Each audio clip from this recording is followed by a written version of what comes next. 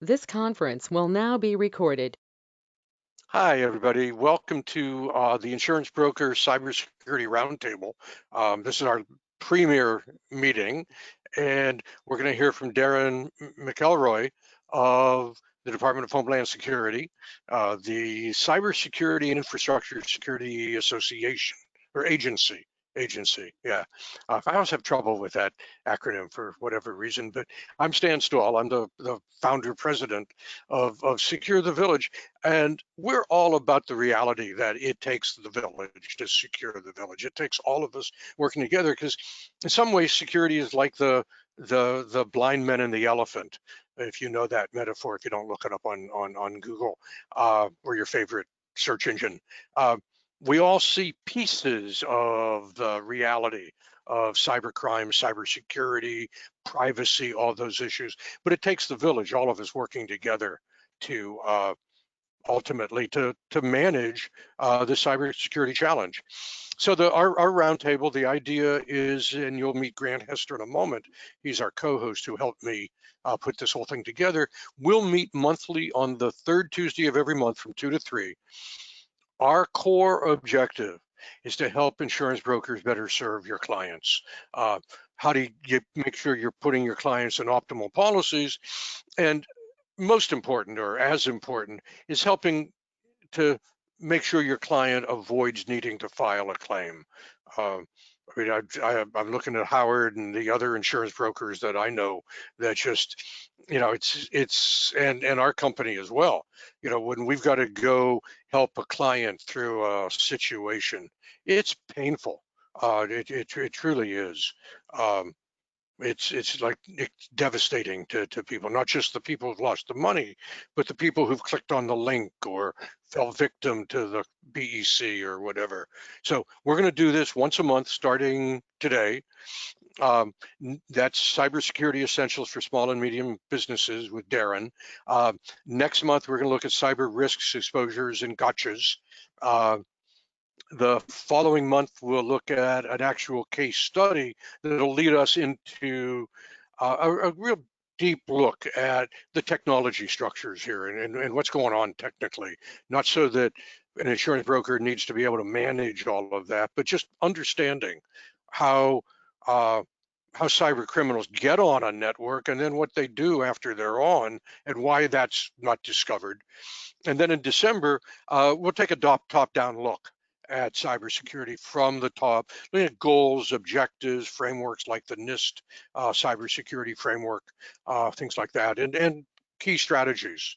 So with that, I mean, Secure the Village, we're a community-based response to the cybercrime and privacy crisis.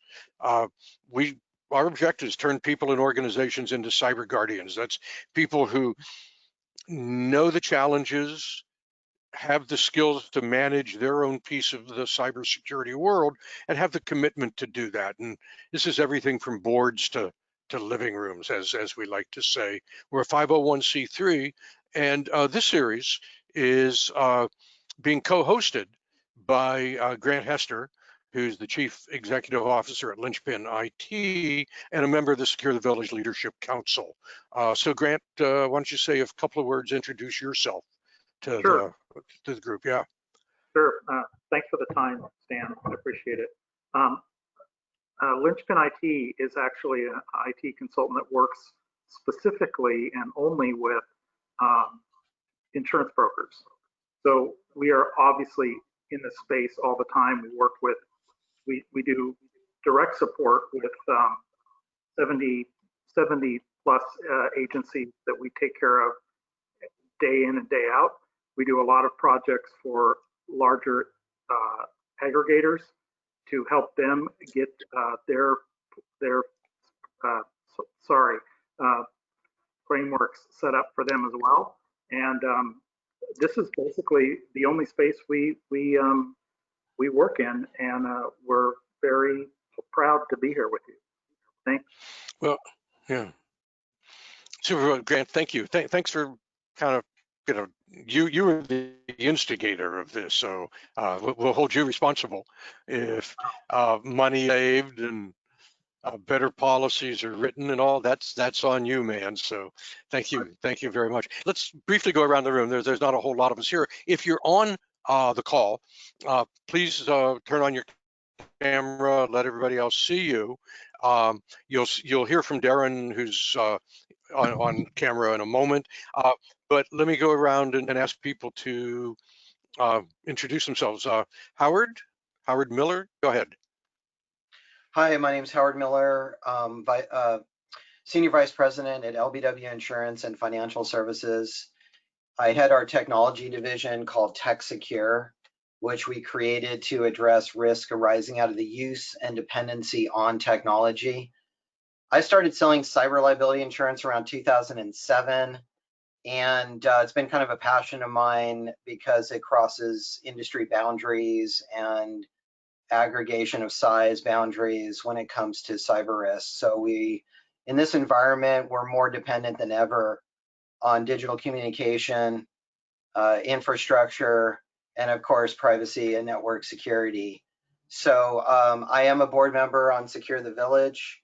I'm a retail insurance broker, and I handle a variety of different types of companies with a specialty with cyber and technology, That's super. And for those of you who don't know Howard or have not been following Secure the Village, if you go to the Secure the Village website, there's under resources, the Information Security Management Resource Kit, and you'll see a couple of webinars that Howard and I have done together on this whole subject of ultimately it's risk management. It's a risk management challenge that we have. So welcome, Michael Garlick.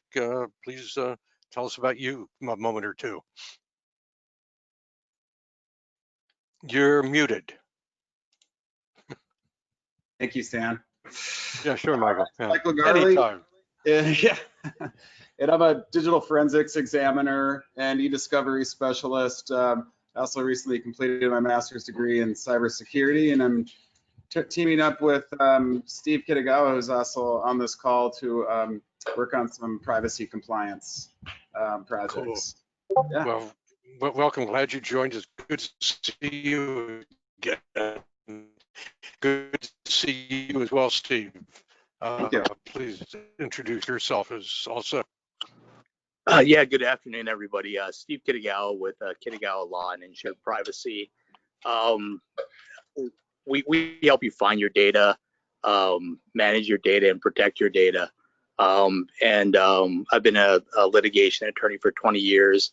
I've done compliance with banks for about 6 years. So we help find the gaps with between law and technology, and help clients in the privacy space. That's cool. Great. Glad to hear. Thank you for joining us. Don Wynn, haven't talked to you in ages. Are you visible, microphoned? I see your name's listed. Yeah. You there? I guess not. He's muted. Everybody else, I think, is muted. Is that right? Yeah. Okay. Well, next month, make a point when you join us. Oh, there's Don. Hi. Say hello. Good to see you. Hello, good afternoon. Can you hear me? Yeah. Yes. Fine. All right, excellent. Good afternoon, everyone. Don Nguyen. I'm a cybersecurity and data privacy advisor. I've been doing it for more than 15 years. A retired U.S. Air Force cyber director and officer, and currently doing independent consulting and help maturing cybersecurity program for different companies. Currently taking a break there for COVID and due to contract ending, so looking for exploring new opportunity and partnership as well. Thank you. Oh, that's great, Don. Glad to see you here. Gene, you are you? That's There my you go. name. Your mic just turned on. Yeah. Hey, good afternoon. This is Gene Uc of Hi, Gene. Resecurity. Hey, so we also have Val, who's our global operations vice president, joined us. That's the VB you don't see, but anyways, we're both on the line. We're a global cybersecurity company. We provide a platform for threat intelligence, cyber risk, and what have you with global customers, both domestic and international governments, military agencies, and Fortune 100 companies. That's cool. Very good. Well, glad you're here as well. And then one of my compatriots, Devin Terry. Are you online, Devin? I am. Just a second. Okay. Hi. There you are. Hi. Hi. Yeah. So yeah, I'm Devin. Mhm. I work with Stan at Secure the Village, and I'm helping with operations, with the new website, and kind of growing the village. So hi, good to see everyone. That's great. Yeah. So everybody needs to know Devin, because if you want something to happen, she's the lady to do that. So totally glad you're here. You're part of us. So that's cool. I think I got everybody. Not sure if I missed somebody, I apologize. Just break in and say something. Yeah. But in the meantime, let me go on. I'm a big believer in humor. It opens up the soul. It opens up the mind a bit. And this one came out at the end of last year. Has always been, maybe it's even earlier than that. It's always been one of my favorite. It's like, maybe we should try a different security approach this year. See no evil, hear no evil, speak no evil. Just maybe that worked 40 years ago, back when there were 3 computers in the world, or maybe 8 or 10, but that the world has certainly changed. And that is what brings us to Deron, who's we said, Chief of Operations in the Cybersecurity Advisor Program, part of the Cybersecurity and Critical Infrastructure Agency of DHS. And Deron leads a nationwide growing team of cybersecurity advisors. And this is, to me, just such a valuable thing that, it's like, thank you, DHS, for doing this, for helping all of us, small businesses, medium-sized, with the whole infrastructure, do better at cyber risk management and be resilient. Be able to, like, what was it, the Energizer Bunny or something, be able to, or the Timex watch, whatever, be able to take a hit and keep on ticking, take a licking, keep on ticking. I think was what Timex watches was, and that's resilience. That's where we got to go. So Deron's going to be speaking to us today, kind of from the top down. What are some basics? So with that, again, Deron, let me just thank you so much for being here, and let me make you the presenter and turn this over to you. Thank you, Stan. Appreciate it. There you go. All right. Let's see here. All right, can everybody see the slides? Yeah. Great. So as Stan mentioned, my name's Deron McElroy. I work with the Cybersecurity and Infrastructure Security Agency. We were recently stood up as an independent agency within DHS, focused on basically managing the nation's risk, both on the cyber and the physical side. I come from the cybersecurity side, and as Stan mentioned, we have a growing team of cybersecurity advisors. We're aiming for every state in the nation, and really our role is to help owners and operators of critical infrastructure, better protect their critical cyber assets, and really focus on their preparedness and their ability to execute in the information security space. We have services that we provide that are taxpayer provided. I'll talk about those in a little bit. But we also have self-assessments, self-service services as well.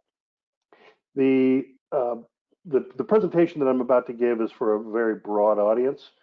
So a number of you on the line are cybersecurity experts, and some of what I'll go into is probably a little bit of basic, but I'm going to go through it because the users looking at the recording later on may find value in what I'm about to present.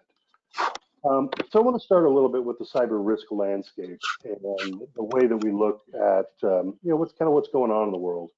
I'm not going to delve deep into any threats or anything like that, but just want to kind of lay the groundwork for the rest of the discussion. Threat actors are sophisticated, right? We've got everything from nation state actors to sophisticated criminal enterprises that are very well organized, run like a business, help desks and all of that, all the way down to your, kid in the mom's basement that's trying to DDoS the Zoom call, right? Spectrum of threat actor out there with differing motivations from financial to espionage to just the lulls, right? The problem is they don't always need to be sophisticated. You can question the statistic of 91% of cyber attacks start with a phishing email, but you often don't have to be that sophisticated to get somebody to click on the phishing email, right? It's not really about always about these elite skills. It's about really having user awareness that you need to focus on. Zero days aren't always the problem. Patches are, right? You hear about these 0 days exploits that nobody knows about, but when you're not patching, you're not able to patch, or you're just not doing it. You're basically leaving your front door open. They don't need to use the back. And we're expanding the attack surface every single day in this country, right? We're adding water, the power grid. We're adding, bridges, communications networks. Everything is seemingly connected now in some way, shape, or form to the internet. We're connecting cars, right? We're basically having driving computers, self-driving computers at some point that rely on the networks that we're in the business of securing. Smart refrigerators, smart toilets. We are connecting more and more every day, and of course the little speakers that listen to our every word unless you see the red ring on the top, and even then people wonder, right? So the attack surface that we are kind of constantly adding to really doesn't help the defenders, and with all the different protocols and everything, makes it that much more difficult to secure in the end. And there are exploit tools readily available. Many of you are probably familiar with Shodan, which is a search engine for connected devices. You can go on there and pull up web cameras that are unsecured and actually watch them. You've got your Linux distributions, pick your flavor, with penetration testing tools, either preloaded or downloadable. Grass Marlin, which was, I believe, developed by the NSA. Just a lot of opportunity and tools out there that really help democratize the hacking landscape. In other words, giving those less skilled attackers the ability to do increased harm to less sophisticated defenses. And so, we're all left managing the risk, right? And as business people and as businessmen and women and as critical infrastructure owners and operators, that can be a daunting task. So on the individual level, right, when you're talking about as the user, the people that are actually using the networks, this is some data from Experian of why you're a target. Different statistics on $5 for a credit or debit card, $110. There's a range in there, but really that's their motivation for making money. My question is, what value does a user place on their data, right? Somebody might get $100 for your credit card, but what if they erased your pictures from your entire digital life? What if they got your email password and were able to get into your email and all the emails you've ever sent, all the social media, whatever it is, if they could access your webcam or your medical records, right? So it's about motivating individuals to better understand what they care about and what they wish to defend, rather than focusing, for me anyway, on the numbers that the bad guys are getting at. Now, as insurers, that may be a different calculation for you, but the bottom line is, really getting the user to understand what they care about and how what they care about could be compromised or made unavailable. We're all targets, right? And we're really focused on trying to teach people about common sense, right? If it's too good to be true, it probably is, right? Avoiding dangerous neighborhoods on the web. The thing that really gets me is just this modern propensity to overshare. Everybody's checking in on the internet or sharing vacation photos while they're on vacation. and kind of trying to train that out of people is really a critical component of this. Attack vectors, as you're all familiar with, we've got this Internet of everything now, Internet of medical devices, Internet of everything, really. Any device connected to your network, Bluetooth, open ports, and the network can be attacked. Use your network to attack somebody else. So whether it's Bitcoin mining or any of those other vectors, amplification attacks, things like that. So we all have to assume that we're vulnerable as users, even if you are just a home user. You could be leveraged. You could be the infrastructure for the bad guys' attacks. And the critical element for me is don't be the low-hanging fruit. So many of these attacks are opportunity attacks, right? They're out there scanning the internet and they find an easy exploit. That is happening way too often and provides a lot of the profit margin for these bad guys. Everybody's obviously talking about ransomware. It's still an issue. It's actually becoming more of an issue for some. Ransomware is really the bad guys encrypt your network and hold it for ransom, or encrypt your files, hold it for ransom until you pay, and then sometimes they'll unlock it when you pay them. Again, very sophisticated folks. They have a number of different, they have tech support, right? They'll help you find where you can get Bitcoin. And the threat has kind of shifted a little bit because recently the ransomware operators have been actually making copies of the data. So if you've done a good job of backing up your data and you don't need to pay the ransom, they'll threaten to basically extort you with your data if you don't pay. So it's kind of a dual threat now. Social engineering oftentimes is the way they get not only you to click on that phishing email, but maybe to execute the attachment that might open the ransomware. They learn about you and they take advantage of all that information that you're sharing, your devices are sharing automatically. And you really need to be aware of all of the things that you're opening yourself up to in terms of being able to be socially engineered. Somebody gaining your trust and having you either click on a link or take an action, whether it's transfer money, in a business email compromise or something of that nature. And then phishing is essentially the way that they're getting the hook in you, getting you to reveal information, commit to that financial transaction that's unauthorized, et cetera. The challenge is it's very common, and a lot of the phishing and social engineering actually flows from that oversharing of data. So, a little to Stan's point earlier, a little humor goes a long way. But how many times have you seen people checking in, where they shouldn't be checking in?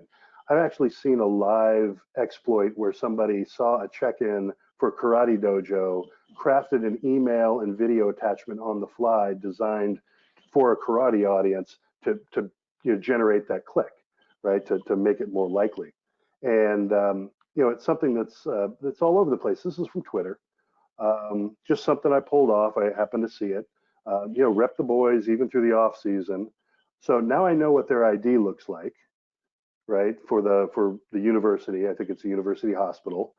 We know that individual user who's identified in Twitter and on the badge. I blacked it out. So now you can start really building that profile. Okay, I can send them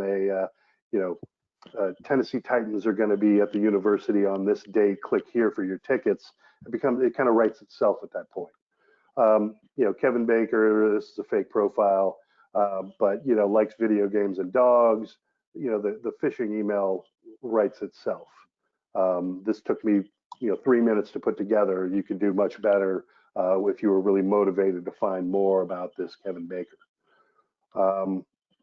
So what can you do as a beginner, as a user, right? There's very basic stuff: antivirus, don't oversharing, thinking before you click.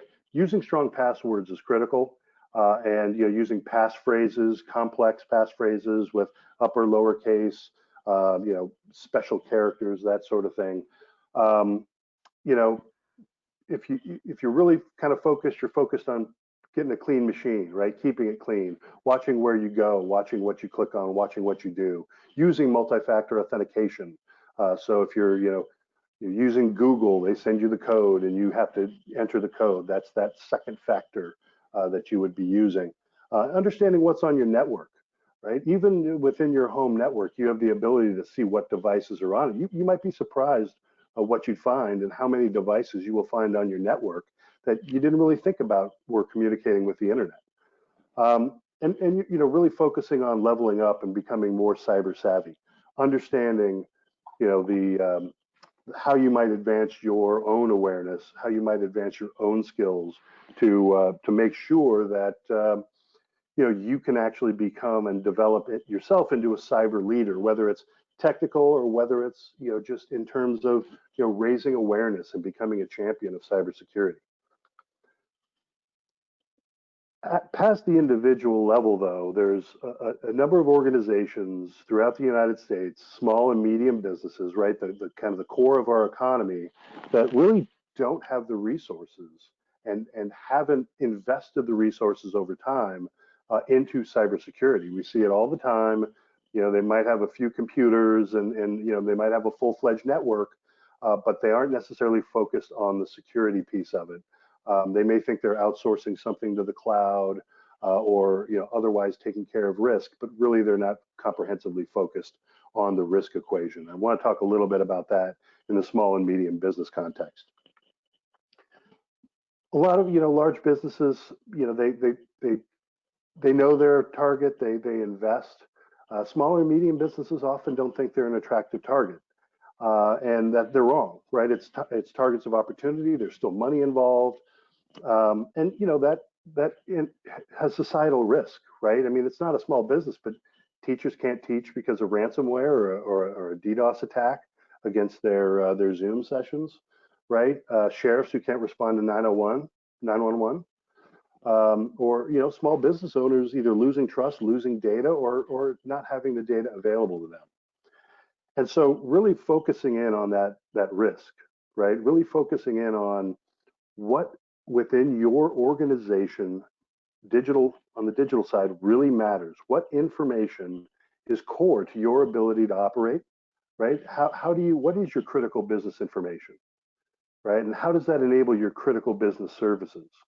You know, you're going to want to make sure that you have that reputation for your organization's, you know, your organization's bottom line, but also, you know, essentially it could come down to the organization's survival. So CISA released basically this leadership guide with essential elements for small and medium businesses. It focuses on the essential elements of a culture of cyber readiness. And it really starts, and we'll drill down into this, but it really starts with you, the leader, right? The leader of the organization, how you set the tone, how your staff becomes trained, how your systems are run, right?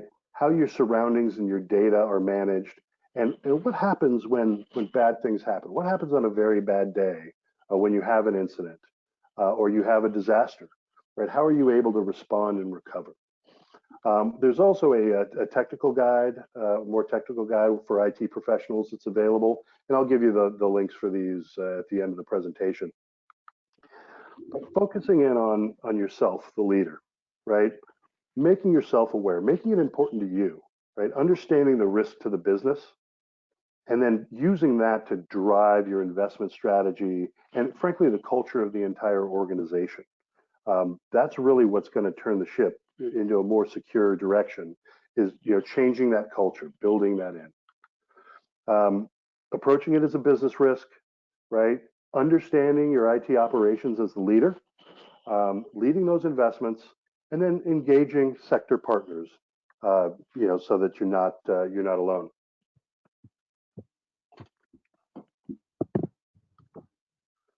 Then focusing in on your staff, right? Developing that security awareness, that vigilance. They're your first line of defense. They're the ones that are going to be clicking on those links.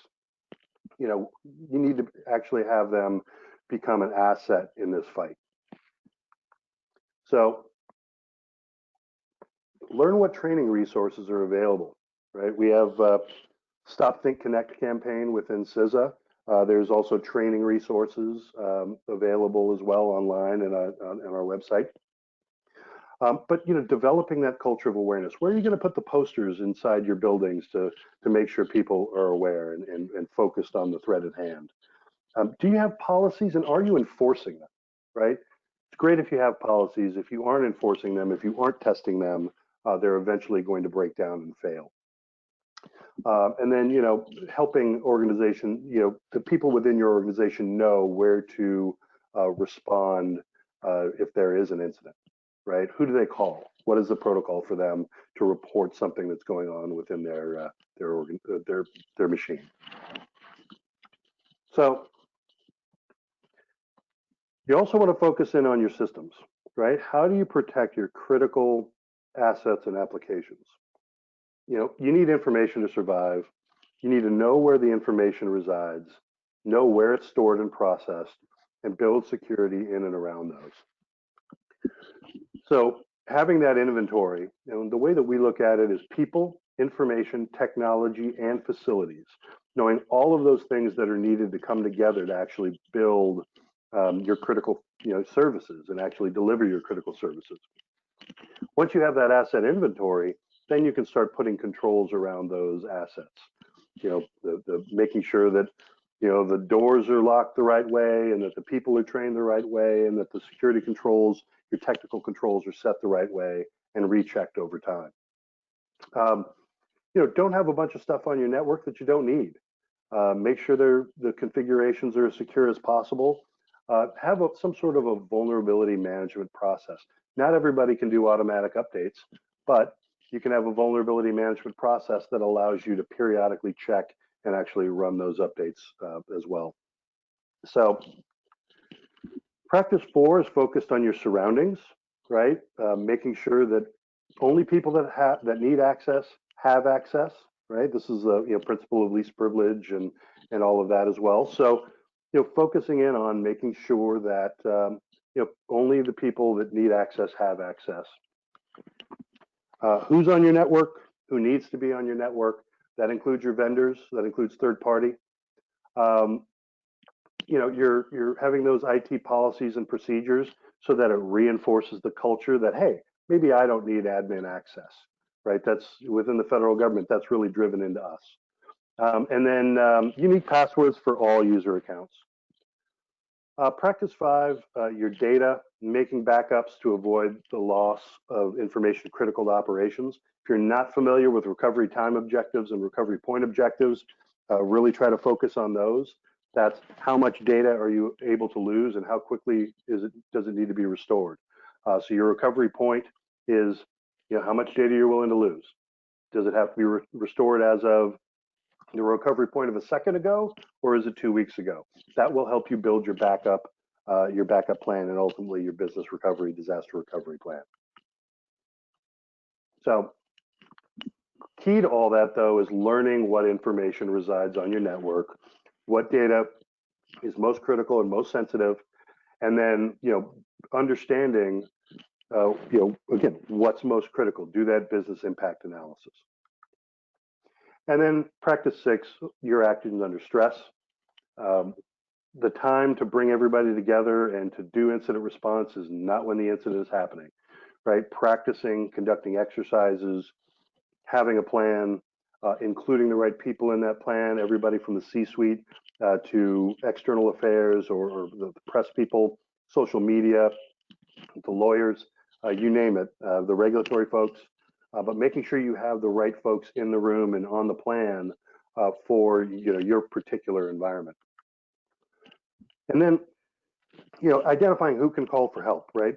Who is authorized to call the FBI, right? Who's authorized to report to the regulator, that sort of thing. So really a lot of best practices on incident response. So to a lot of organizations, this is a lot. Right, and I'm just skimming the surface. If you talk to major financial institutions, they are completely ensconced in an entire resilience process, and that's something that we actually do is measure that type of resilience. But if you're just starting off, right, backing up data, doing multi-factor authentication, doing patches and managing those updates are really, really critical. If you're not doing those things, those are really should be focus areas for you to focus in on. And within CISA, we actually have services that are focused for small and medium businesses, and also other services that are for critical infrastructure owners and operators. But that includes, on our website, the cybersecurity essentials that I kind of went through. We have a cybersecurity resources roadmap that helps with those essentials and some other items.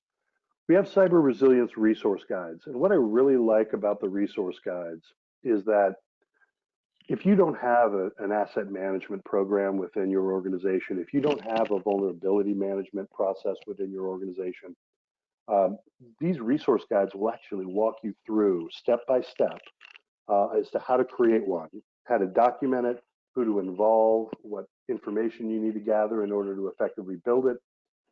So really great, great set of resources there. How-to guides and technical guidance. This is more for the folks that want to implement multi-factor authentication, don't know how to do it. We have links to do that to help actually walk you through that process. Tips and alerts in terms of vulnerabilities, threats, different campaigns from different nation states.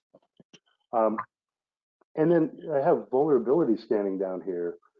If you aren't, as an organization, scanning for vulnerabilities within your own environment, or at least in your public-facing environment, we have the ability to do that as a service at no cost to you, where we will actually put your IP address range that you define into our scanner, and we will actually send you a weekly report that says, hey, this is a critical vulnerability. It's been open for 2 months. You should patch now, kind of thing. We also have a service self-assessment called the Cyber Resilience Review. This is a very heavyweight assessment. So if you're just kind of dabbing your toe into the cybersecurity world, maybe this is not right for you. Fantastic assessment, kind of gives you a good roadmap of where you want to be, but it's really focused in on starting with the asset management level, understanding what your assets are, people, information, technology, and facilities, building controls around those most critical assets, and then how do you respond, recover, train your people, that sort of thing. So fairly comprehensive. Our cyber infrastructure survey is fairly lightweight. It is a online tool that is facilitated by our cybersecurity advisors. It takes 1 to 3 hours. We can do it over webinar. And it gives you kind of a dashboard that allows you to better understand where and adjust different controls, which will give you some more bang for the buck. So for instance, you can go in and create a scenario that says, okay, right now I train once a year, and the line says I'm here. What if I change that to 2 times a year? Where does my line go? It helps you kind of better understand what kind of investments you can make to drive up your security score. And finally, there's also the cybersecurity evaluation tool that's actually housed on GitHub now, but it has a number of different tools and not only tools, but resources and also standards. So if you want to follow a particular standard, if you want to see how you're lining up against the NIST cybersecurity framework, there's a NIST cybersecurity framework question set in the cybersecurity evaluation tool. It's a really cool thing to download and play with. A really good, a useful tool, can generate security reports, things like that. So I encourage you to check that out. In addition, we have cybersecurity advisors and protective security advisors. Cybersecurity advisors are focused primarily on the cybersecurity side, and the protective security advisors primarily on the physical side. Obviously, there's bleed over when it comes to physical security of IT assets and also the connectivity of physical security assets. But both of those are available and local to you. In the Los Angeles area, we have a cybersecurity advisor, and we have multiple protective security advisors around this area. But our PSAs and CSAs are spread across the country. So I'll leave this up for a bit. This is my contact information. Cyber Advisor is the best email just because they can help triage any requests or any thoughts that might come to that box. It may be for another state or another advisor. But these resources here, CISA.gov is a great landing page. You can go to the cybersecurity section, drill down based on different criteria. But there's also the uscert.cisa.gov, which tends to house our more technical documents right now. And the small and medium business resources are housed there. So, Stan, I guess I'll pause for questions. Sure. This was great, Deron. Thank you. Just as we segue into questions, I'll just let everybody know, Secure the Village is updating our website right now. We're, I'd say probably 2/3 of the way through with that. All the design's done and blah, blah, blah. And part of what we will have with the new website will be links to all of the information that you just provided. And we're going to do it. Our concept for the website, I think, is like really super. The big challenge, and I want to get to that in a question in a moment, but is, how do you find stuff? There's all this great information about cybersecurity. So we're actually building an Amazon-like search engine, if you will. I mean, when you go to Amazon, you know what to look for, and Amazon will help you find it even if you don't know what to look for. And we're trying to do the same thing. So stay tuned for that. But I'll start with questions, then we can open it up to the group.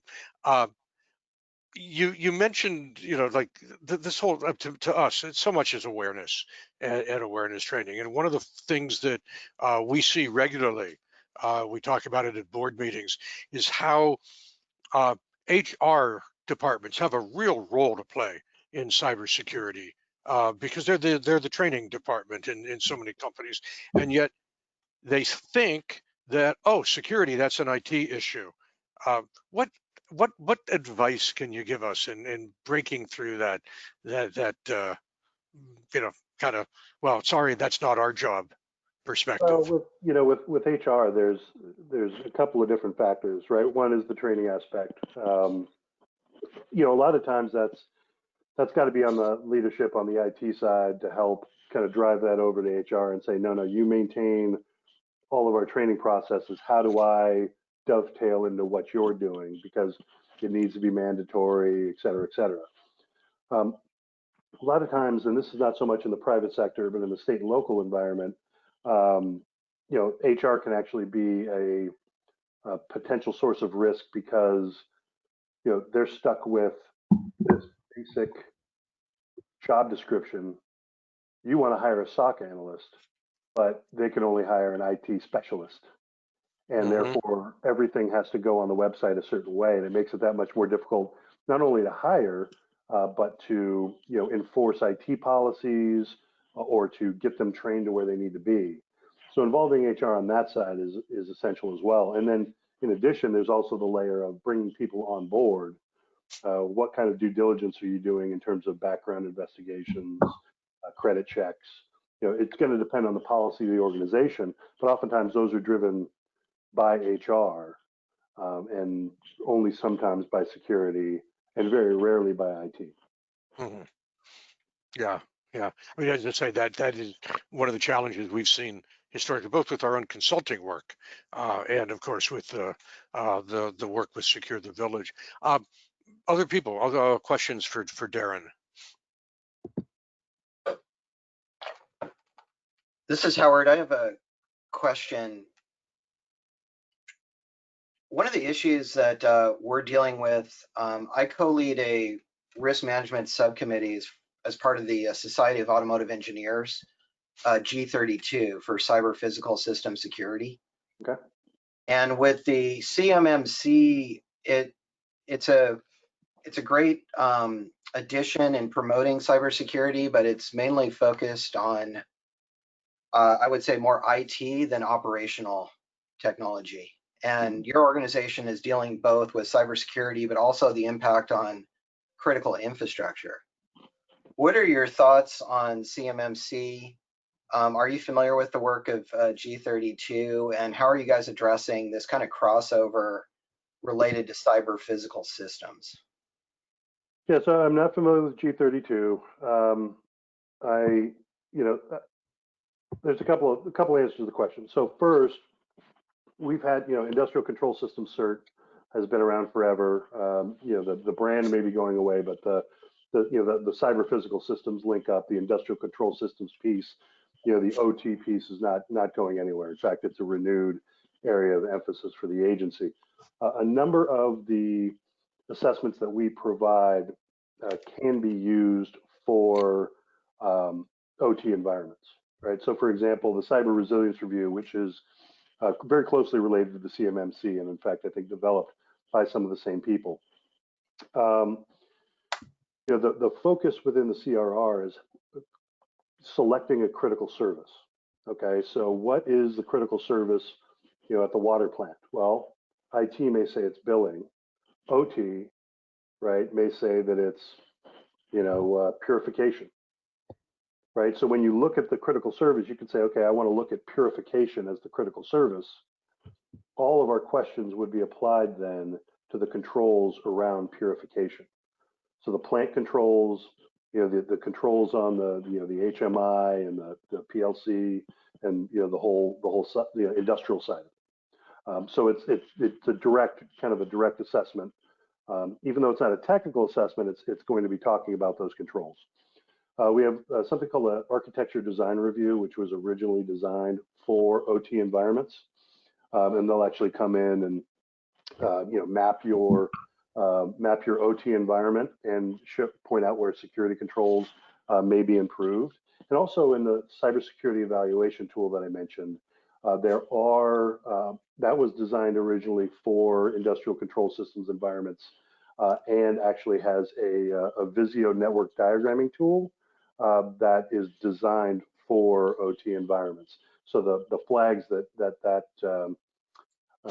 tool will pop up are really only relevant in OT environments, or at least primarily relevant in OT environments.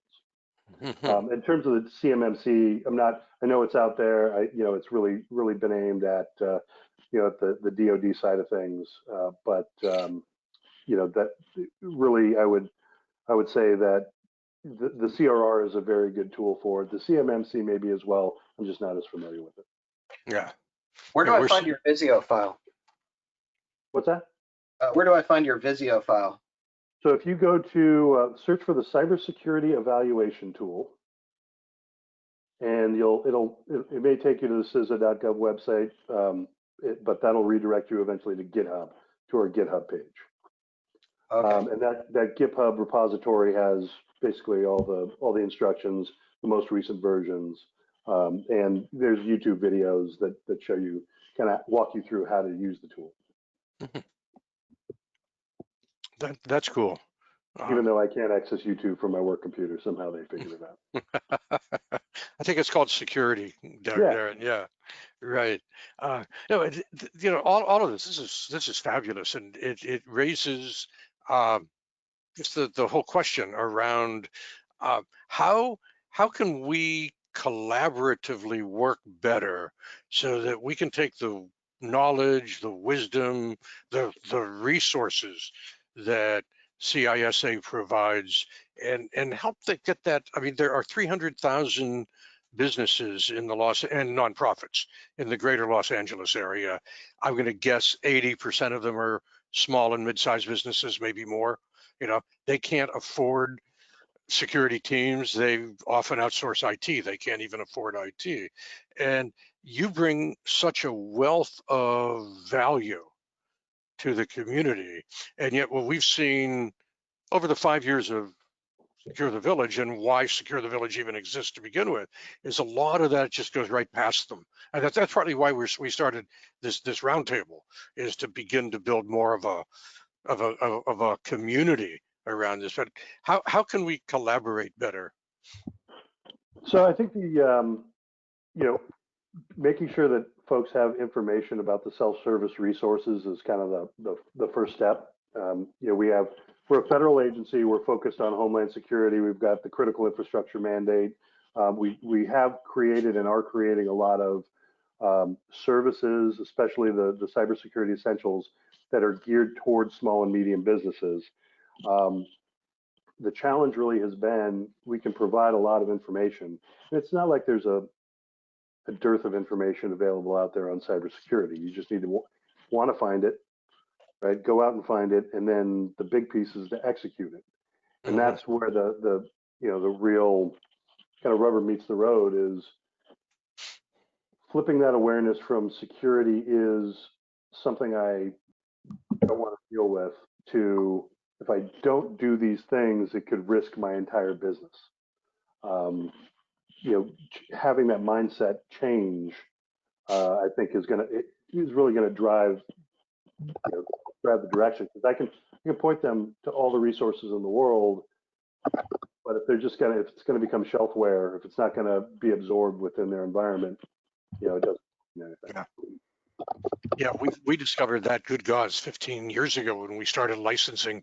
We developed policies for our clients, and came to the realization very, very quickly, providing the policies is worthless unless they're actually going to use those policies. In fact, it's dangerous because they've set legal obligations they've made. So, but yeah, you're right that way. Grant, do you have a question? You were going to do. Bear with me. If I can, just to put a shameless plug in for Cybersecurity Awareness Month, October. I mean, that's another good opportunity to really drive some of that messaging. Yeah, we drive it all we can. Grant, you were going to ask something, say something? Oh, no, I have multiple questions, but it was a great presentation, and it gives me some things to think about with our clients and how we're developing our framework. And I even got to learn some things that I was unaware of, all of the resources that were available to me, that even when we're assisting our clients. We've been just trying to figure it out on our own, and we kind of know what we're supposed to do, but we're not cybersecurity experts. We're IT experts. So we're kind of trying to do both. And now I have a structure I can look at. Yeah, definitely. Yep. Yeah. Well, we're winding down. We have wound down to the top of the hour, wound up to the top of the hour. On the screen now, you're looking at these are the webinars we've got coming up. And as you see, we've got 4 series of webinars in an ongoing way.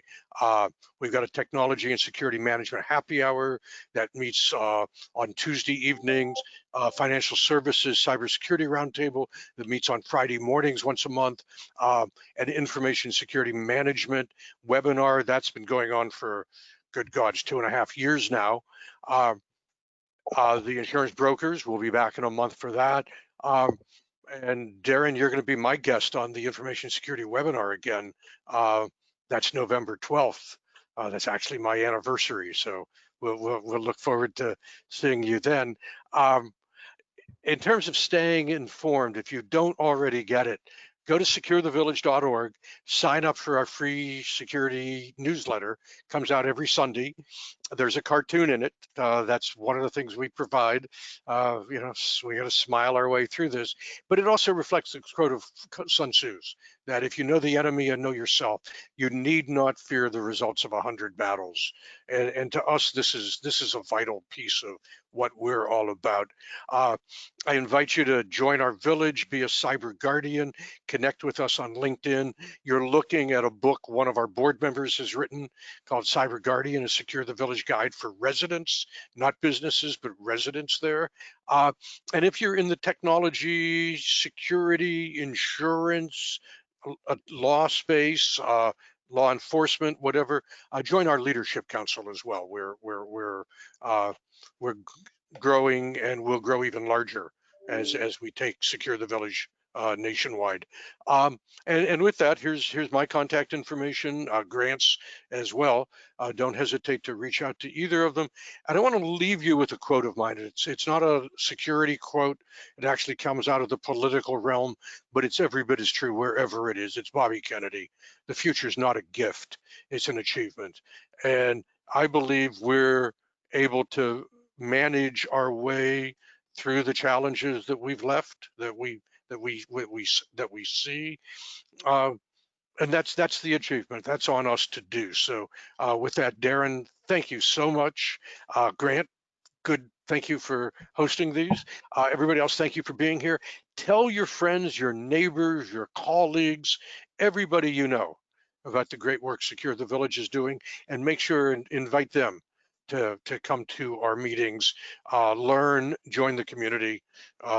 Let's secure our environment. With that, thank you all, and we are adjourned.